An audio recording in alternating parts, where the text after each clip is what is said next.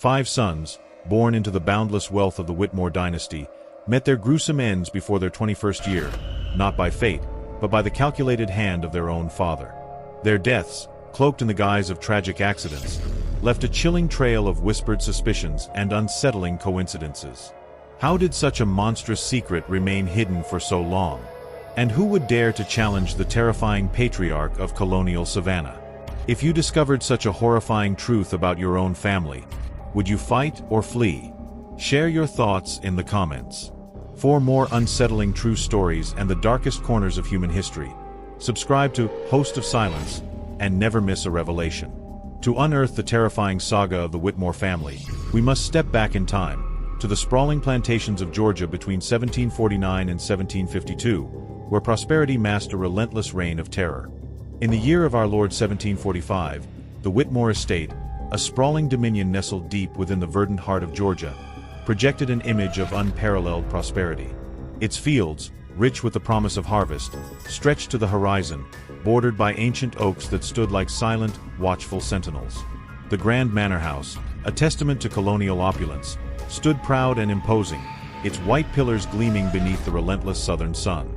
From a distance, it was a tableau of idyllic bliss, a beacon of success in the nascent American colonies. But for those who lived within its shadowed walls, or those who merely whispered of its dark history, the Whitmore legacy was far from idyllic. It was a curse, a creeping dread, woven into the very fabric of the family's existence. At the heart of this formidable empire stood Jonathan Whitmore, the patriarch, a man whose very presence commanded deference. At 57 years of age, he was a figure of imposing stature, his silver hair meticulously combed, his eyes, though often veiled, holding a piercing intelligence that few dared to challenge. His voice, a low rumble, could quiet a bustling room or quell a rising storm of dissent with a mere inflection. He was respected, admired even, by his peers, a titan of industry and land. Yet, beneath this veneer of dignified power and benevolent authority, a chilling ambition festered. Jonathan Whitmore harbored a secret, a dark, calculating machination that sought to consolidate his vast fortune and influence, an ambition that demanded a peculiar, horrifying toll. He was a man who understood the value of control, and to him, the most volatile variables were the very heirs meant to inherit his empire, his sons. The first whispers of the Whitmore affliction had begun years before, a subtle chill that settled upon the estate with the chilling regularity of death.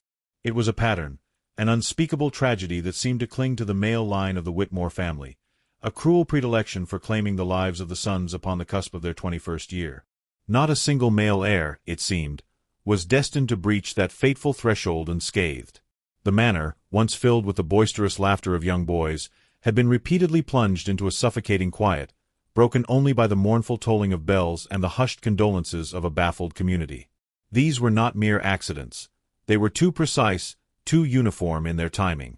Each death, a dark punctuation mark in the family's annals, added another layer to the chilling legend that began to unfurl around the Whitmore name. Isabel Whitmore, Jonathan's wife, a woman of 53, bore the indelible scars of this relentless tragedy. Her once vibrant spirit had been slowly extinguished by the successive losses of her beloved sons. Her eyes, once bright with maternal warmth, now held a perpetual, haunting despair, a silent scream trapped behind a veil of exhaustion and grief. She moved through the grand halls of the manor like a ghost, her presence barely registering, her once expressive face locked in a mask of passive resignation.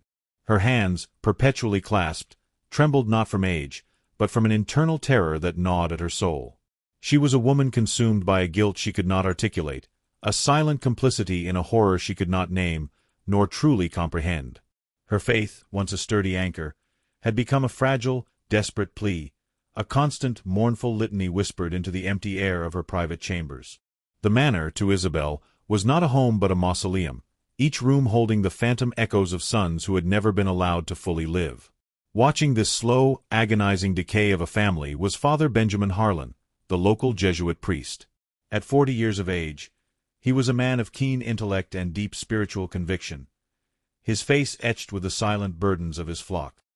He had presided over too many Whitmore funerals, his sermons growing increasingly hollow, his words of comfort ringing false even to his own ears. He saw the grief, yes, but he also saw the chilling composure of Jonathan Whitmore, the unnerving lack of true, visceral sorrow that should accompany such profound losses. He heard the whispers in the confessional, the terrified murmurs of servants, the half-formed suspicions of the few who dared to question the relentless pattern. Father Harlan, a man bound by his vows of silence and the sanctity of the confessional, found himself trapped in a morally torturous dilemma. He suspected, he deeply, profoundly suspected, that there was a malevolent hand at play, a human agency behind the curse. Yet, the evidence remained elusive, circumstantial, drowned out by the sheer power and influence of Jonathan Whitmore. His ethical code, his fear of false accusation against such a formidable figure, and perhaps a deeper, unspoken dread for his own safety, held his tongue. He became a silent observer, a perturbing presence, his watchful gaze a constant, unsettling counterpoint to the family's manufactured facade of normalcy. The year had now turned to 1750. The Whitmore estate, though still outwardly prosperous, felt colder, the air heavier with unspoken fears. Edward, the eldest surviving son, now 25, had miraculously survived the dreaded 21st year, but not without consequence. He was a man haunted, his once vibrant spirit dulled by alcohol, his eyes perpetually clouded with a mix of guilt and unshakable fear. He carried the weight of his deceased brothers like a shroud, a survivor's burden that had twisted his youth into a bitter parody. He lived in a state of perpetual anxiety, his emotional instability a stark contrast to his father's stoic control, making him a vulnerable target for manipulation and an unwilling participant in the macabre dance of the Whitmore household. Samuel, the next in line, had been another casualty, vanishing mysteriously just before his 22nd birthday, his absence another chilling testament to the curse's unforgiving grip. His fate remained a hushed horror, a phantom presence that underscored the relentless pattern of the male line's demise. The true focus of the unspoken dread now fell upon the youngest of the Whitmore sons, Nathaniel and Joseph. The twins, 18 years of age, stood at the precipice of the terrifying threshold, their innocent lives unknowingly marked for an early grave. Nathaniel, the more robust of the two, possessed a restless, adventurous spirit. His athletic build and daring nature often led him to explore the far reaches of the estate, his youthful exuberance a fragile shield against the encroaching darkness. Joseph, on the other hand, was the introspective twin, quieter, more sensitive, his nose often buried in a book. He was the scholar, the dreamer, his delicate constitution and contemplative nature rendering him, perhaps, even more vulnerable to the insidious machinations that had claimed his elder brothers. They were both unaware pawns in a sinister game, their days numbered by an unseen hand. It was into this suffocating atmosphere of veiled terror and unspoken tragedy that Margaret Whitmore returned. She was the eldest daughter, now 28, a widow recently returned from Boston, her sharp intelligence honed by the harsh realities of a life lived beyond the confines of the Whitmore estate. Her late husband, a pragmatic merchant, had taught her much about the world beyond appearances, instilling in her a keen eye for detail and an unwavering skepticism. She arrived back at the manor, not as a grieving daughter returning home, but as an astute observer, her senses instantly attuned to the discordant notes within the family's facade. The oppressive silence, the pervasive undercurrent of fear that permeated the very air, the distant, haunted look in her mother's eyes, all registered immediately. She saw the way her father, Jonathan, moved through the house, an almost predatory grace, his control absolute, his gaze missing nothing. She sensed the unspoken rules, the invisible chains that bound her family, and a cold apprehension began to coil in her gut. The true catalyst for Margaret's burgeoning suspicion arrived not long after her return, delivered by a nameless hand into her private chambers. It was a letter, anonymous, folded precisely, the parchment feeling strangely coarse beneath her fingertips. The handwriting, though disguised, was precise, almost calligraphic, yet the words themselves sent a jolt of icy dread through her. "The curse is no curse," it began, its stark simplicity more terrifying than any elaborate threat. "Your brothers are in danger. He will not stop. Watch him. Watch for the patterns. Nathaniel. Joseph. Time is short." The words burned into her mind, searing away any lingering remnants of filial piety or nostalgic sentimentality. The anonymous missive, raw and chilling, echoed the half-formed fears that had already begun to take root within her. He will not stop. The implication was unmistakable. It pointed directly at Jonathan, her father, the revered patriarch. The letter transformed her quiet apprehension into a sharp, undeniable alarm. It was a direct accusation, a terrifying confirmation of the unvoiced horrors that had plagued her family for years. From that moment, Margaret's observations sharpened, each interaction, each glance, each hushed conversation becoming a piece of a horrifying puzzle. She began to scrutinize her father with an intensity she had never dared before. Jonathan's obsessive nature, once viewed as merely a trait of a powerful man, now appeared in a sinister new light. His meticulous control over every aspect of the estate, from the ledgers to the movements of his family, seemed less about efficiency and more about absolute dominion. His subtle pronouncements, his almost imperceptible shifts in mood, now felt like the calculated maneuvers of a master strategist. She noticed the way his eyes lingered on Nathaniel and Joseph, not with paternal affection, but with a cold, appraising gaze, as if weighing their worth, or perhaps their expiry date. The atmosphere in the Whitmore household, once masked by forced cheer and rigid etiquette, now revealed itself to Margaret as a suffocating blanket of fear. The servants moved with an unnatural quietness, their faces averted, their responses clipped and evasive when questioned about past events or the health of the younger sons. Even Edward, her brother, would flinch at sudden noises, his eyes darting to the shadows, his hands shaking as he poured another glass of whiskey. He was a living testament to the terror, a broken man who knew too much and said too little, consumed by a silent dread that Margaret now recognized as justifiable. Margaret began to piece together the fragments of the past, recalling the circumstances surrounding the deaths of her elder brothers, the sudden illnesses, the swift declines, the perplexing lack of clear diagnoses. The curse, she realized with a sickening lurch, was a convenient narrative, a supernatural veil drawn over something far more insidious and, crucially, human. The anonymous letter had ripped away that veil, exposing a chilling truth that threatened to shatter the very foundations of her world. She felt a profound sense of urgency, a desperate need to understand the patterns, to decipher her father's chilling intent before Nathaniel and Joseph, her last remaining brothers, became the next tragic statistics in the Whitmore legacy.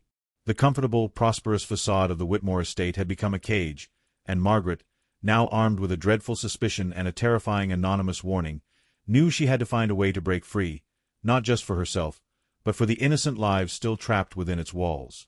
The game had begun, and the stakes were nothing less than the souls of her brothers. The anonymous letter, a chilling whisper from the abyss, had torn through the delicate tapestry of Margaret Whitmore's life.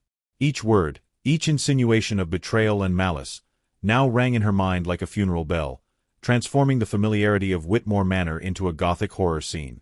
Driven by this dreadful revelation and her own scattered observations, once dismissed as mere idiosyncrasies but now taking on sinister contours, Margaret began her investigation, a game of shadows and secrets where her brothers' lives hung in the balance. Her first target, and the most disturbing source of her growing suspicion, was the patriarch Jonathan Whitmore. He had become a reclusive figure, shrouded in an impenetrable aura of secrecy. His footsteps echoed through the vast hall with a cadence Margaret had once interpreted as the burden of age but now seemed the deliberate march of a predator. The epicenter of his darkness, she realized, was his personal study. The massive oak door, always locked, had become a portal to the unknown, a sanctuary of unspeakable secrets. Jonathan spent hours within, his silence only punctuated by the occasional scratching of a pen or the rustle of paper, sounds that now felt to Margaret like the weaving of a burial shroud. Her curiosity quickly transformed into suffocating suspicion. There was more than mere business behind that door. There was a cold calculation that seemed to emanate from its very walls, a malevolent presence that lingered in the surrounding air. While the mansion breathed its own silent oppression, Margaret watched her brothers, searching for fragments of truth in their eyes, gestures, and the invisible scars life had etched into them. Edward, the eldest, was a ruin. Drowned in a sea of alcohol and guilt, he embodied decay. Margaret saw him stumbling through the corridors, his once robust figure now hunched, his face marked by deep circles under his eyes and an unshaven beard.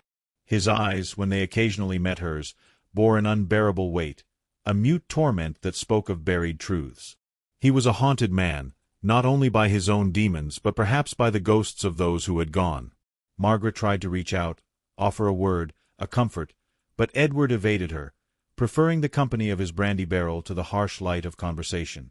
His retreat into liquid oblivion was the most eloquent proof that he knew too much or had seen enough to shatter his soul. Guilt devoured him from within, corroding him like a slow poison, perhaps one he had unwittingly administered through his own passivity. The twins, Nathaniel and Joseph, represented the opposite poles of an impending tragedy. Nathaniel, having just turned 18, was the epitome of youth and vitality. Fearless and athletic, he spent his days riding or hunting across the family estate, his jovial laughter echoing through the courtyards. Margaret watched him with a mixture of admiration and dread.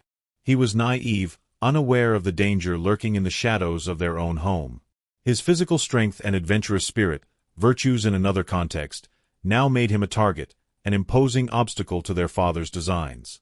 Margaret saw in him the kind of innocence that posed the greatest risk, a hidden fragility behind a facade of vigor, a prey ripe for manipulation. Joseph, the younger twin, was a contrasting figure. Introverted and sensitive, he found solace in books and study. His intelligence was undeniable, but his body had been frail since childhood. Constantly plagued by colds and fevers, he was a pale specter compared to his brother. Margaret often found him in the library, immersed in dusty tomes, his mind far from the mansion's intrigues. Joseph's silence was not the tormented kind like Edward's, but the quiet of a contemplative spirit, unaware of the evil nesting nearby. Yet his physical weakness, which Jonathan once publicly lamented as a blessing and a burden, now seemed a convenient element in his father's diabolical plans. Margaret realized that Joseph's intelligence, his ability to question and observe, made him dangerous, but his frailty made him an easier target, a body that could be silenced with less noise. The irony was cruel, one brother too strong to be easily discarded, the other too weak to resist. Margaret's next step in her search for the truth led her to Abigail Moore, the family's wet nurse, a figure who had inhabited the mansion for decades, a living link to the past and possibly to the Whitmores' deepest secrets. Margaret approached her with calculated caution, trying to probe with vague questions about the deceased siblings, about the house's atmosphere in earlier years. Abigail, a woman with a weathered face and hands calloused by work and life, proved evasive, her answers brief and lacking in substance. She spoke in clichés about mourning and divine will, but her eyes, those were the true narrators. They bore a dark knowledge, a mixture of fear and resignation, a weight no words could express. There wasn't just sadness there, but a terrible apprehension, a story untold reflected in her dilated pupils. It was as if the truth were imprisoned behind her facade of loyalty, struggling to escape. Margaret felt, with icy conviction, that Abigail knew the truth, and perhaps, just perhaps, she was the trembling hand that had written the anonymous letter, a desperate cry for help cloaked in anonymity. The wet nurse, the silent maternal figure to so many Whitmore children, might be the last remaining conscience in this house of horrors. The tension within Margaret grew daily, each observation, each deafening silence. She knew the key to everything lay behind that oak door. Jonathan's study was the sanctuary of evil, the archive of a diseased mind. The turning point came on a dark and stormy night, the wind howling like a lament across the fields. Jonathan, in a lapse of carelessness or underestimating his daughter's determination, left the study door ajar for a brief moment after returning from the cellar, or perhaps the key had slipped from his pocket, conveniently forgotten on his way to bed. Margaret, with a cunning forged by desperation and fraternal love, seized the opportunity. The moment she slipped through the door felt like crossing the threshold between the world of the living and the realm of the dead. The study was a chamber of secrets, steeped in the smell of old leather, ink, and something else, something ethereal and repugnant, like death's breath. The flickering light of Margaret's lantern danced across shelves filled with books and documents, revealing the meticulous order of an obsessive man. Then she saw them, a stack of leather-bound notebooks, carefully arranged on the main desk. Their titles, written in her father's precise handwriting, appeared innocent at first glance. Estate accounts, 1740. Supply inventory, 1742. But Margaret's intuition screamed, and her hands trembled as she opened them. What she found inside was not a record of assets or crops, but a compendium of Jonathan Whitmore's personal hell. The notebooks detailed, with a coldness that defied human comprehension, every accident and illness that had claimed her older brother's lives. There was the account of the incident during the hunt that led to Thomas's death, the sudden fever that took Robert, the unfortunate fall of William down the stairs. Each death was described with surgical precision. The symptoms, the dates, the circumstances, all meticulously recorded as if they were scientific experiments. These weren't illnesses or accidents, but cold-blooded murders, carefully orchestrated executions designed to preserve Jonathan's lineage and, more crucially, the unaltered Whitmore fortune. The blood of her lost brothers seemed to stain the pages, the ink darkened by Macabre's secrets. But the terror didn't end there. In those same notebooks, Margaret discovered plans for those still living. Notes about Joseph and Nathaniel, details about their routines, their weaknesses, and most chilling of all, the doses and types of poisons to be administered to simulate natural illnesses. Joseph, with his fragile health, was marked for an incurable pulmonary disease. Nathaniel, the vigorous one, would have his resistance weakened by a series of ailments before a tragic equestrian accident. Margaret's heart froze. Her brothers weren't just targets, they were designated victims, their fates already charted by a monster's hand. Among this library of horrors, Margaret also found clues about the fate of Elijah Cooper, the loyal foreman. There were sparse notes, mentions of Cooper's growing suspicions, his unnecessary investigation into past deaths. One final entry, hastily and darkly written, spoke of measures taken to silence the foreman before he could act. Elijah Cooper's fate was clear, implied in his absence and in Jonathan's cold words. He had been silenced for suspecting the truth, a pawn discarded in a deadly game of chess. The revelation of his sealed fate, a loyal life sacrificed to greed and paranoia, reinforced the looming danger hanging over the manor. Margaret wasn't merely reading the past, she was reading the future. She had stumbled upon her father's own death ledger. The air in the study grew suffocating, the silence filled with the screams of the dead and the laments of those yet to fall. What began as suspicion had crystallized into cold certainty. Margaret Whitmore was at war, and it was a war against her own blood. The initial shock was a physical blow, a visceral assault that left Margaret Whitmore breathless, her lungs seizing in the defiled chambers of her family home. The damning evidence, the meticulous ledger of her father's monstrous deeds, lay open before her, a testament to a cruelty so profound it twisted the very foundations of her world, collapsing the edifice of her childhood into ash and lies.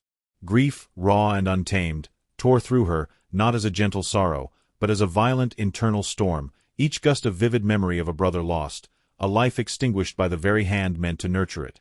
William, Thomas, young Arthur, phantoms of innocence, their fates now laid bare in chilling script, their joyous laughter silenced by the patriarch's malevolence. The tears that fell were not merely for them, for the bright future stolen, but for the shattered illusion of a loving father, for the innocence of a childhood steeped in a deceit so vast it defied comprehension. A profound nausea coiled in her stomach, a physical manifestation of the decay she had uncovered. Yet, beneath the torrent of anguish, something colder, harder, began to crystallize within her very core. A glacial fury, sharp as a winter's blade, directed solely and unequivocally at Jonathan Whitmore. This was not the transient rage of a child, but the simmering indignation of a woman betrayed, a daughter awakening to the true, reptilian nature of the viper in their midst. The horror of the past was undeniable, a haunting symphony of silent screams, but the present screamed with a new, terrifying urgency. Edward, Nathaniel, and Joseph, 3 remaining sons, 3 precious lives hanging precariously in the balance, each a potential victim marked by the insidious hand, each breath a moment closer to grim fate. The air in the Whitmore estate, once thick with unspoken secrets, now vibrated with the silent, relentless ticking of a deadly clock. Margaret understood, with a clarity that pierced through her despair and solidified her resolve, that inaction was not merely a choice, but complicity, a death sentence for those she could protect.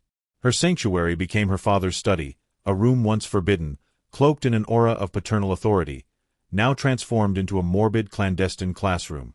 The heavy oak door, once a barrier to paternal secrets, now welcomed her into the heart of his darkness, a willing apprentice to his macabre craft.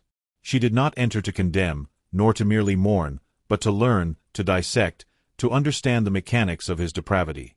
The leather-bound notebooks, filled with Jonathan's elegant, chilling script, became her textbooks, their pages whispering tales of calculated demise.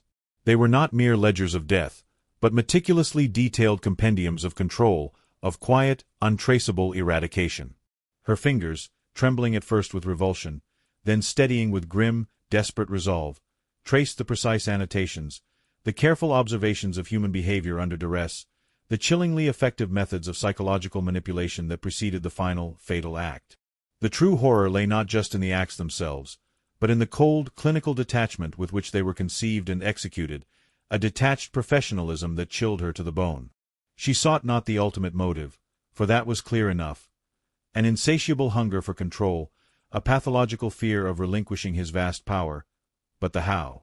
The insidious techniques of envenomation, the subtle art of slow, untraceable poisons, the precise dosages calibrated for optimal effect, the common household substances that could be weaponized with terrifying ease, the carefully orchestrated scenarios designed to deflect any shadow of suspicion.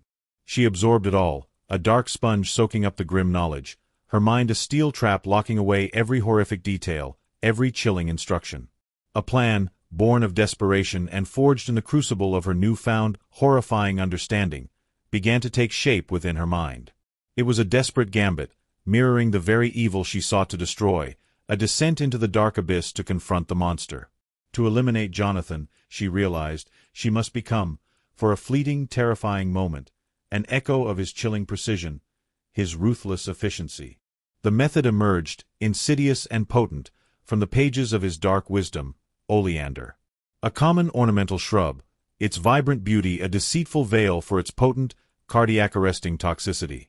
Its lethality, when properly extracted and administered, was well documented within Jonathan's Macabre library, a chilling testament to his thoroughness. It offered the very qualities he prized, a delayed onset of symptoms, mimicking natural ailments like fever or indigestion, and a profound difficulty in detection, even for the most seasoned physician of the era. The coldness and precision of her father would be her grim guide.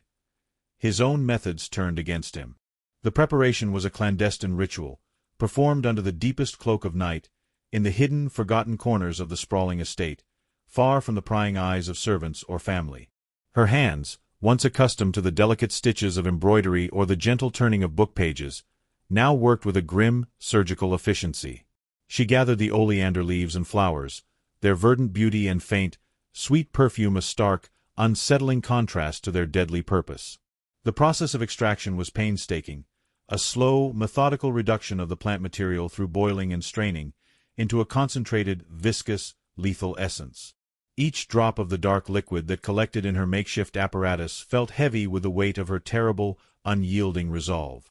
The faint, subtly sweet scent, barely discernible, was a phantom whisper of death. The chosen vessel for this dark elixir was a bottle of fine brandy, a favorite of Jonathan's, often left half-consumed on his study desk, a symbol of his indulgence and control. It was a perfect disguise, its rich aroma and deep amber hue masking any foreign presence, its familiar shape an invitation to oblivion. The irony was not lost on her. The father who had poisoned his sons with meticulous care would now taste his own medicine, administered by the daughter he had so gravely underestimated, a bitter draught of his own making. As the days bled into weeks, a transformation, subtle yet profound, began to manifest in Margaret. The haunted fragility that had veiled her spirit since her husband's passing, and intensified with a horrifying discovery, began to recede, replaced by an unsettling composure, a quiet stillness. Her movements, once hesitant or burdened by sorrow, now possessed a calculated grace, a deliberate purpose in every step.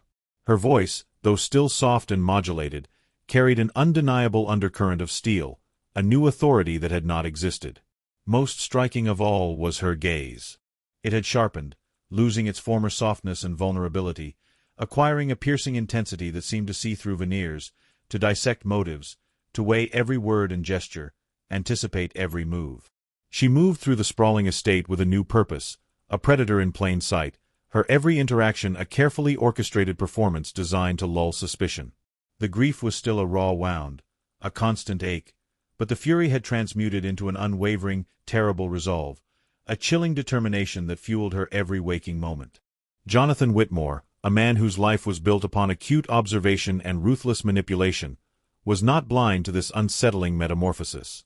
His senses, honed by decades of calculated deception and the ruthless pursuit of power, registered the subtle shifts in his eldest daughter's demeanor.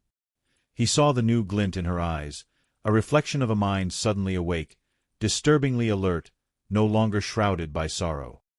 He noted the subtle straightening of her shoulders, the newfound assertiveness in her presence, a quiet confidence that had not been there, a stark departure from the compliant daughter he had known. Where he had once seen a grieving widow, seemingly compliant and malleable, he now perceived a nascent strength, an unexpected resilience, a spark of defiance. A flicker of unease, a rare sensation for the patriarch, stirred within him, a warning bell in the fortress of his ego. He did not yet comprehend the full extent of her knowledge, the horrifying truth she now carried, but the instinct of a seasoned hunter warned him that the dynamics of their relationship had irrevocably shifted. The prey, he sensed with chilling certainty, was no longer so docile, perhaps even capable of biting back. The tension in the Whitmore household became a palpable, suffocating presence, a silent battle waged beneath the polished surfaces of polite society, psychological warfare unfolding in hushed tones. Each breakfast, each supper, each fleeting encounter in the grand halls, became a stage for a deadly, unspoken drama. Margaret observed her father with a chilling detachment, studying his habits, his preferences, the minutiae of his daily routine, searching for the opportune moment, the slightest vulnerability. Jonathan, in turn, watched Margaret, his keen intellect dissecting her every move, searching for the telltale sign of a hidden agenda, a chink in her new armor. Their gazes met across crowded rooms, held for a fraction too long, a silent acknowledgment of the deadly game that had begun, a cold mutual assessment. The air crackled with the unspoken awareness that one of them would not survive this undeclared war, that the very fabric of their family would be rent asunder. The stakes were nothing less than the lives of her remaining brothers, and the soul of the family, now steeped in poison and deceit. The moment arrived, seemingly innocuous, yet charged with the overwhelming weight of destiny. A quiet evening descended upon the manor. The house settled into its familiar rhythm of shadows and hushed sounds. Jonathan, as was his custom, retired to his study after a light supper, a half-empty brandy bottle awaiting him on his mahogany desk, a symbol of his comfort and routine. Margaret, feigning a need to retrieve a forgotten book from a high shelf in the adjacent library, entered the sanctum of his power. Her heart hammered against her ribs, a frantic, deafening drumbeat in the cavernous silence, yet her hand remained steady. With a swift, almost imperceptible movement, honed by days of practice and fueled by a burning conviction, she replaced the existing bottle with the one containing the poisoned elixir. The amber liquid shimmered innocently beneath the flickering gaslight, a silent harbinger of doom, its surface reflecting deceptive peace. She then retreated, a phantom in the deepening shadows, her footsteps barely audible, leaving the trap perfectly set, the stage prepared for a chilling denouement. But Jonathan Whitmore was not merely cunning. He was a master of suspicion, a connoisseur of deception, a man who had built his empire on distrust and vigilance. As he settled into his accustomed leather chair, his gaze, sharp as a hawk's, fell upon the brandy bottle. A slight, almost imperceptible shift in its position, or a barely discernible difference in the label's angle, a new scratch on the glass. Or perhaps, it was the culmination of days of subtle disquiet, the gnawing sense that Margaret was no longer the docile daughter he believed her to be, that something fundamental had altered. His instincts, honed by a lifetime of anticipating treachery, screamed a silent, primal warning. He picked up the bottle, its familiar weight in his hand, yet something felt off. He uncorked it, raising it to his nose, a customary ritual. The rich aroma of fine brandy filled his senses, yet beneath it, a faint, almost imperceptible bitterness, a whisper of something alien, registered in his acute olfactory memory, a note not part of the familiar bouquet. His eyes, cold and calculating, narrowed, their depth reflecting a dawning, terrifying realization. He did not drink. Instead, he placed the bottle back down, with deliberate, almost surgical precision, his gaze drifting slowly, menacingly, towards the doorway, towards the silence Margaret had left behind, a silence now pregnant with accusation. The trap had been sprung, but the predator, with his unparalleled cunning, had avoided the snare. The game, once a simmering undercurrent, had escalated dramatically. The confrontation, long brewing in the silent, poisoned depths of the Whitmore manor, was now inevitable, its terrifying shadow already falling across them both, promising a final, deadly reckoning. The chilling silence of December 1745 clung to the sprawling Whitmore estate like a shroud woven from frost and unspoken horrors. Outside, the night was a vast, unseeing eye, its darkness absolute, pierced only by the distant, mournful hoot of an owl. Inside, within the cavernous embrace of the main hall, a different kind of silence reigned, one heavy with anticipation, brittle with unspoken truths, and permeated by the faint, metallic scent of old blood that seemed to cling to the very air, an invisible phantom from chapters past. This grand chamber, usually a vibrant tableau of family gatherings and lavish balls, now stood as a stark, dramatic stage for a confrontation that would forever scar the legacy of the Whitmore name. Its soaring ceilings, adorned with intricate, hand-painted frescoes depicting pastoral scenes, seemed to mock the grim reality unfolding beneath them. The polished oak floors, reflecting the dim glow of the few sputtering candles, stretched like a dark river, leading to the imposing fireplace where embers glowed like the dying eyes of a forgotten beast. Margaret stood precisely at the center of this desolate grandeur, a solitary figure dwarfed by the hall's oppressive scale yet emanating a steely resolve that belied her physical stature. Her breath, visible as faint wisps in the frigid air, was the only outward sign of the turmoil that raged within her. Every nerve in her body hummed with a taut, desperate energy. Her hands, clasped tightly before her, trembled imperceptibly, not from fear, but from the immense, suffocating weight of the task she had embraced. Jonathan Whitmore, her father, the architect of her family's suffering and the dark deity of this house, emerged from the deeper shadows near the antechamber. His silhouette, elongated and distorted by the flickering light, cast an ominous shadow that stretched towards her, a predatory extension of his will. His steps were slow, deliberate, each footfall echoing with a chilling finality that seemed to consume the very oxygen in the room. He carried with him not just the weight of his years, but the palpable aura of unchallenged power, a lifetime of orchestrating fates from the unseen corners of his empire. His eyes, though obscured by the dimness, were known to Margaret, cold, calculating pools that reflected nothing but an insatiable ambition, devoid of warmth or remorse. The psychological duel began not with a shouted accusation, but with a chilling calm, a venomous whisper that sought to unravel the very fabric of Margaret's sanity. Jonathan's voice, when he spoke, was low, almost conversational, yet each word was a precisely aimed dagger, intended to pierce her conviction and flood her with doubt. He spoke of the fragility of the human mind, the ease with which love could twist into obsession, and devotion into delusion. He painted a picture of Margaret herself, consumed by grief and a misguided sense of righteousness, hallucinating crimes where none existed, twisting shadows into monsters. He suggested her recent widowhood had unmoored her, leaving her adrift in a sea of paranoia. He hinted at the family history of melancholia, subtly implying that her perceptions were merely the product of a troubled mind, a hereditary weakness that had finally claimed her. He watched her intently, searching for any flicker of uncertainty, any crack in her hardened resolve. He described, with a chilling detachment, the inherent weaknesses of his sons: Edward's tragic propensity for drink, Nathaniel's reckless impulsiveness, Joseph's delicate constitution. He presented their deaths not as murders, but as unfortunate, almost inevitable, consequences of their own flaws. He argued that he, as the patriarch, had merely been a shepherd, guiding his flock through a treacherous world, making difficult, even agonizing, decisions for the greater good of the Whitmore legacy. The power, the name, the fortune, these, he asserted, were too important to be entrusted to the faltering hands of lesser men, even if those men bore his own blood. His words dripped with an insidious logic, a perverted justification for his atrocities. He challenged her to produce proof, to present tangible evidence beyond her fevered imaginings. He reminded her of the family's standing in the community, the respect he commanded, the unblemished reputation that had been meticulously cultivated over decades. Who, he insinuated, would believe the wild accusations of a grieving, perhaps unbalanced, woman against a man of his stature? He even dared to mock her love for her brothers, dismissing it as a sentimental weakness, an impediment to the cold, necessary calculus of power.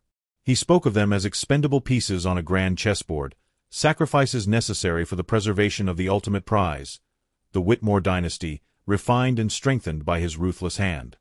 His voice, though still calm, began to carry an edge of cutting contempt, revealing the true depth of his disdain for their lives, for their very existence, outside of his grand, twisted design. But Margaret, despite the chilling precision of his verbal assault, remained steadfast. Each insidious word, rather than eroding her resolve, only fortified it, cementing her understanding of the monstrous evil she faced. His attempts to justify his crimes, to project his own depravity onto her sanity, merely confirmed the depths of his narcissism and the cold calculation of his heart. The love for Edward, for Nathaniel, for Joseph, was not a weakness but an unyielding, primal force that pulsed through her veins, a shield against his psychological assault. She did not engage in a verbal sparring match, for she knew words were his weapon, his arena. Instead, her defiance manifested in her unblinking gaze, in the subtle hardening of her jaw, in the unwavering stillness of her posture. She was an immovable object against his relentless, manipulative force. She remembered Edward's haunted eyes, the tremor in Nathaniel's hands after his forced adventures, Joseph's quiet despair. These were not the signs of inherent weakness, but of a spirit slowly being crushed by a malevolent force. She understood now that his power was not built on strength, but on the systematic dismantling of others, the calculated elimination of anyone who might challenge his absolute authority. Her purpose was clear, unclouded by doubt or fear, to shatter this cycle of terror, to avenge the fallen, and to ensure that no other Whitmore child would ever again become a pawn in Jonathan's cruel game. This was not merely about justice. It was about breaking the chain of generational trauma, freeing the future from the suffocating grip of the past. The air in the hall grew impossibly thick, charged with the clashing wills of father and daughter. It was no longer a mere discussion, but a duel of spirits, an invisible struggle where every silence was a parry, every breath a thrust. Jonathan, sensing the futility of his psychological tactics against her unyielding resolve, felt a flicker of something akin to frustration, a rare and unsettling emotion for a man who had always controlled every variable. His calm demeanor began to crack, revealing the raw, unbridled fury that lay beneath. His voice rose, the thinly veiled contempt now morphing into overt disgust. He accused her of insolence, of treachery, of daring to defy the very order of their world, an order he had meticulously crafted and savagely maintained. In that escalating tension, as his words grew harsher, threatening vague but dire consequences, Margaret saw her opening. Her gaze darted, not towards him, but towards the ornate mantelpiece above the fireplace. It was a detail she had noticed upon entering, a seemingly innocuous decorative element, a hunting knife, historically passed down through the Whitmore generations, now resting casually amongst other forgotten curiosities. Perhaps Jonathan had placed it there, a cruel irony, a silent testament to his perceived dominion over life and death. Or perhaps, in a moment of foresight, she had guided it there herself, a subconscious preparation for the inevitable. The narrative was unclear, lost in the shadows of the legend, but the fact remained, it was there. The transition from psychological warfare to physical combat was brutally swift. As Jonathan advanced, his features contorted in a sneer of absolute power and disdain, Margaret moved with a sudden, fluid grace that belied her previous stillness. Her hand shot out, not in aggression towards him, but towards the hilt of the knife on the mantel. Her fingers closed around the cold, familiar metal with a desperate urgency, a connection forged not just with a weapon, but with the culmination of her suffering and her brother's silenced screams. The sharp glint of the blade caught the candlelight for a fleeting moment, a terrifying flash that illuminated the sudden shift in the nature of their confrontation. Jonathan, startled by her unexpected move, reacted instantly, lunging forward with the raw, untamed fury of a cornered beast. He had underestimated her, a fatal miscalculation born of decades of unchallenged authority. His large hand clamped down on her wrist, a vice-like grip meant to disarm her, to assert his physical dominance just as he had always asserted his will. The struggle was brief, visceral, a desperate dance of life and death in the opulent hall. The sound of their muffled grunts, the scraping of leather soles on polished wood, resonated unnaturally in the vast, echoing space. Margaret, fueled by a surge of adrenaline and the accumulated weight of years of silent terror, twisted and pulled with a strength she had not known she possessed. Her love for her brothers, her burning need to end the Whitmore curse, transformed her into a force of nature. With a final, desperate surge, a guttural cry of raw agony and liberation that was swallowed by the high ceilings, she drove the blade forward. It was not an act of calculated precision, but of an overwhelming, primal will. The knife plunged deep, finding its mark with an awful, sickening thud. It struck Jonathan Whitmore's heart, severing the very core of his tyrannical being. A gasp, sharp and sudden, tore from Jonathan's throat. His eyes, now wide with disbelief and a chilling recognition of his own mortality, fixed on Margaret. The sneer of contempt dissolved, replaced by a fleeting expression of shock, then a profound, almost empty, realization. The immense power that had defined him for over 6 decades seemed to drain from his body in an instant, leaving him hollow. His grip on her wrist loosened, his fingers going limp. He swayed. A towering oak suddenly severed at its roots, then crashed to the polished floor with a jarring thud that seemed to shake the very foundations of the house. The hunting knife, still embedded in his chest, trembled with the last vestiges of his life. A dark, crimson stain bloomed rapidly across the expensive fabric of his waistcoat, stark against the muted tones of his attire. Silence descended once more, but this time it was different.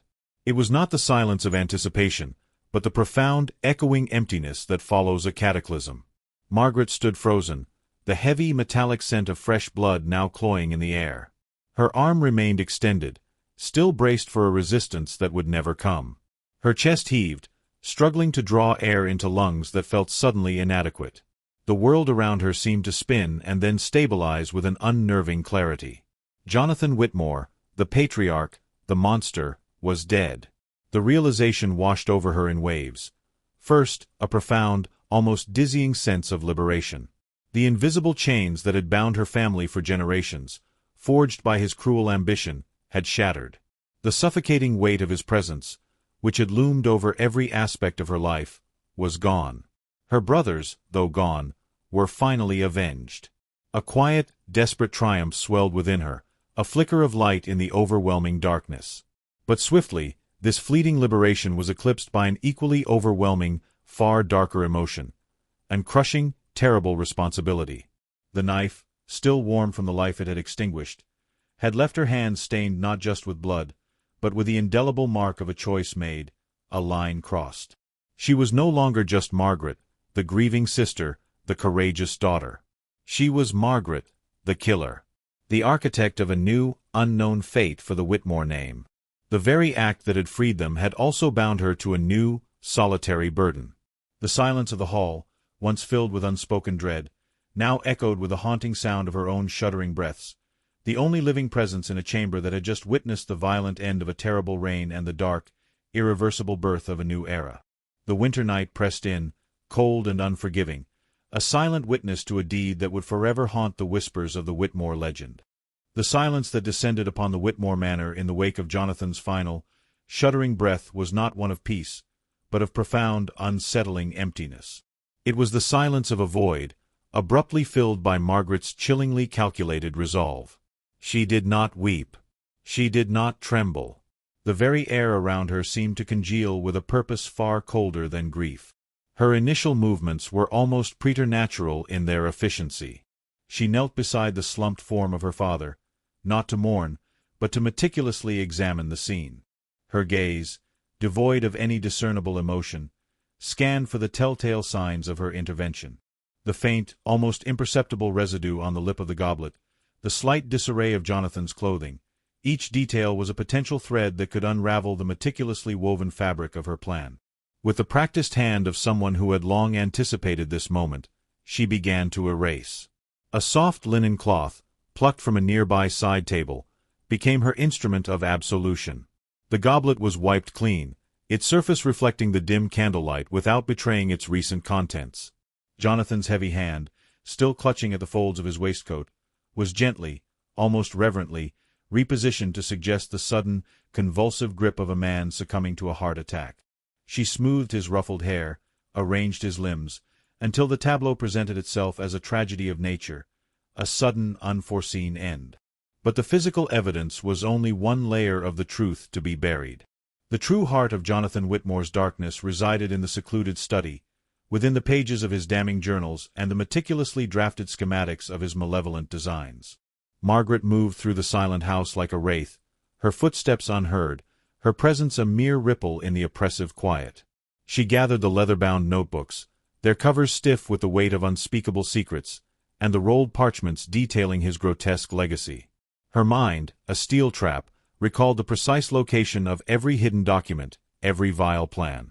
The hearth in the study, rarely used in the warmer months, now became an inferno of purification. One by one, the notebooks were fed to the greedy flames. The crackling fire consumed the brittle pages, curling them into black ash, their damning words reduced to an illegible scrawl before vanishing entirely. The elaborate charts, the diagrams of calculated ruin, the lists of names and their predicted demise, all met the same fiery end. The smell of burning paper mingled with the faint, metallic scent of the recently deceased, creating an acrid perfume that filled the room, a scent of finality and absolute obliteration. As the last embers glowed and faded, Margaret stood, silhouetted against the dying light, her face a mask of triumph and chilling resolve. The secret, the monstrous truth of Jonathan Whitmore, was not merely buried with him, it was systematically annihilated. No one would ever know the full extent of his depravity, or the terrifying cost of its eradication. The silence of the manor deepened, now carrying the unspoken promise of a new, horrifying kind of peace. The morning after Jonathan Whitmore's demise, the manor awoke to a calculated performance of grief. Margaret, though her heart remained a fortress of ice, donned the mantle of the bereaved daughter with chilling authenticity.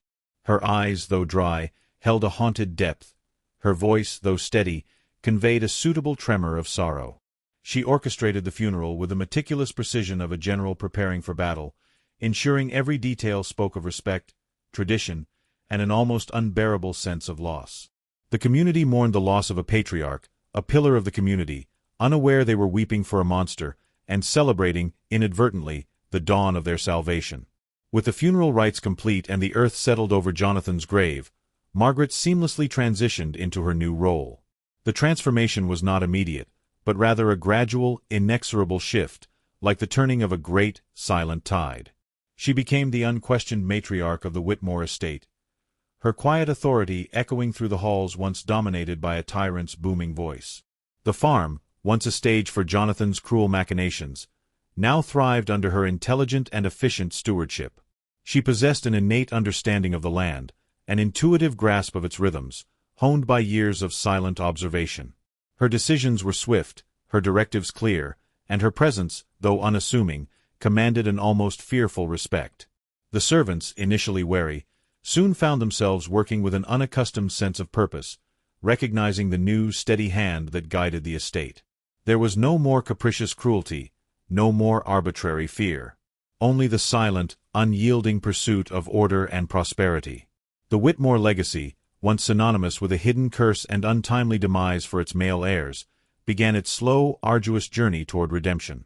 Margaret, now the silent guardian of this fractured lineage, held the threads of her brothers' lives with a fierce, protective grip. Edward, the eldest, had long been tethered to the bottle, his spirit crushed by the weight of unspoken guilt and fear. Margaret, with a patience born of desperate love and an unyielding will, began the arduous process of his liberation. She did not confront him with accusations, nor did she preach. Instead, she subtly rewove the fabric of his existence. The oppressive atmosphere that had fueled his escape into drink evaporated under her quiet reign. She found new purpose for him on the farm, tasks that demanded focus and sobriety, slowly rekindling a flicker of self-worth that Jonathan had relentlessly extinguished. The subtle encouragement, the quiet understanding, the unwavering belief in his capacity for change, these were the tools she wielded. Gradually, agonizingly, Edward began to shed the chains of his addiction. He found solace not in the numbing embrace of alcohol, but in the honest labor of the land, in the quiet companionship of his siblings, and in the unspoken absolution he found in Margaret's steady gaze. He lived, a man reborn, never knowing the monstrous fate from which he had been spared. Nathaniel, the spirited twin, had chafed under Jonathan's suffocating control, his adventurous soul longing for horizons beyond the confines of the estate. Margaret, understanding this innate yearning, did not restrict him. Instead, she facilitated his departure. With her blessing and the newly fortified family finances, Nathaniel set forth to explore the wider world. He ventured far, his letters filled with tales of discovery and daring, his spirit soaring, untainted by the shadow that had once loomed over his very existence. He lived a life of boundless freedom and exhilarating experience, a life that, had Jonathan survived, would have been abruptly and cruelly cut short. He too remained blissfully ignorant of the dark sacrifice that secured his liberty. The Whitmore saga isn't just a grim chronicle of ambition and death. It's a chilling whisper from the past, a stark reminder of how darkness can fester within the most hallowed of institutions, the family. It speaks to the terrifying fragility of trust, the insidious power of silence, and the ultimate horrifying truth that sometimes the gravest threats lie not in shadowed woods or spectral apparitions, but within the very hearts of those we call our own. What truly lingered in those hallowed halls, long after the dust settled, was not just the echoes of screams, but the suffocating weight of secrets, the spectral chill of a legacy built on blood and betrayal, forever haunting the very ground upon which it stood. This tale forces us to confront uncomfortable questions. What happens when the very root of a family tree is poisoned? And how many silent witnesses does it take for evil to thrive? We want to hear your thoughts. Could the Whitmore family have escaped their grim fate, or was their destiny sealed by the patriarch's twisted ambition from the very beginning? Share your theories in the comments below. And if stories of the unseen and the unspeakable captivate your soul, be sure to subscribe for more chilling journeys into the shadows.